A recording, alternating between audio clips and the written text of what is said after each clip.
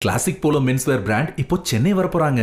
Retail franchisee பிசினஸ்ல invest பண்ண இன்ட்ரெஸ்டடா இருக்கிறவங்க கால் பண்ணுங்க 9363393633. அரசு உயர்கல்வி நிறுவனங்களை சீரழித்து புதைக்குழியில் தள்ளியதுதான் திமுக அரசின் சாதனை என்று பாமக தலைவர் அன்புமணி குற்றம் சாட்டியுள்ளார்.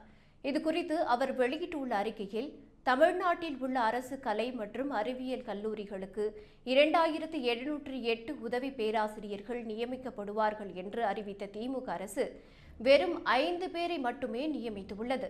5 ஆண்டு ஆட்சியில் வெறும் 5 உதவி பேராசிரியர்களை மட்டுமே நியமித்து அரசு கலை மற்றும் அறிவியல் கல்லூரிகளை திமுக அரசு சீரழித்து இருப்பது கண்டிக்கத்தக்கது. உதவி பேராசிரியர்களை நியமிப்பதற்கான அறிவிப்பை கடந்த ஆண்டு அக்டோபர் 16ஆம் தேதி திமுக அரசு வெளியிட்டது.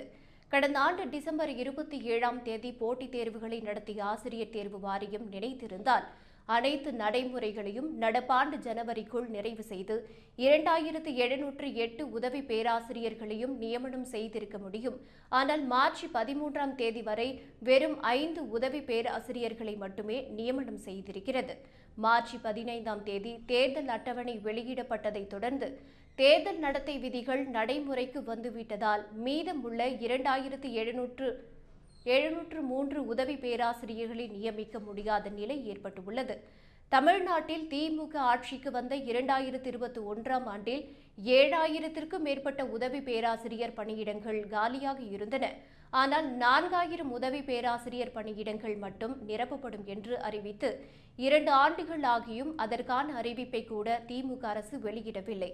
கடந்த ஆண்டு அக்டோபர் வரையில் உதவி பேராசிரியர்கள் நியமிக்கப்படாத நிலையில் 4000 பேருக்கு பதிலாக 2708 பேரை தேர்ந்தெடுக்க அறிவிக்கை வெளியிடப்பட்டது.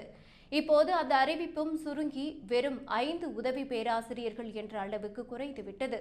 ஏற்கனவே காலியாக இருந்த 7000 ஆசிரியர் பணியிடங்களின் எண்ணிக்கை திமுக ஆட்சி காலத்தில் தொடங்கப்பட்ட 35 புதிய அரசு கலை கல்லூரிகளால் 9000ஐ தாண்டிவிட்டது. இவை அனைத்தையும் நிரப்ப வேண்டும் என்றால் குறைந்தது 10,000 உதவி பேராசிரியர்கள் நியமிக்கப்பட்டிருக்க வேண்டும்.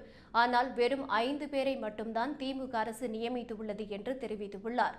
மேலும் திமுக அரசு செய்த துரோகத்தால் 2703 பேருக்கு உதவி பேராசிரியர் பணி கிடைக்கவில்லை என்றும், தமிழ்நாட்டின் மாணவர்கள் மீதும் அரசு கல்லூரிகள் மீதும் திமுக அரசுக்கு உள்ள அக்கறை அவ்வளவுதான் என்றும் அன்புமணி விமர்சித்துள்ளார்.